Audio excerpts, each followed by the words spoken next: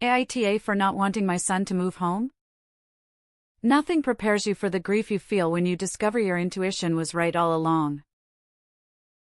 For the past 2 years, my son, 16, has been shifting away from me. This is more than your typical teenage moody angst. It was like he hated me with every fiber of his being.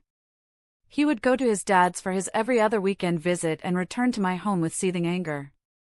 It worsened with time, and by last fall, he became physically intimidating towards his sisters and me to the point I had to call the police.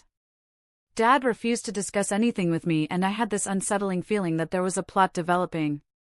By December, my son caused so much upheaval in my home I finally relented to his demands to go live with Dad. I have plenty of reasons why I've been against the idea of my son living with his dad, but that's for another time.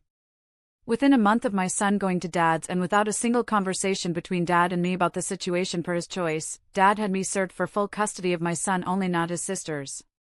Dad fabricated a 27-reason argument why he is a better fit to have full custody, and I agreed without contest because of the pure hell my son put his sisters and me through.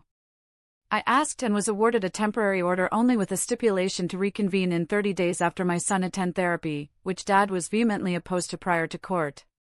With therapy ordered and taking the advice of my lawyer, I began nurturing the broken relationship between my son and I. It took months of cautious interactions, beginning with just a few hours and gradually working our way up to longer periods of time. The stipulated order was extended another month and a half in order to allow additional time for my son to meet with his therapist on a regular basis. Then, suddenly, it all changed. My son completely reverted back to a version I hadn't seen in nearly 2 years, and the complaints about Dad came at an overwhelming pace.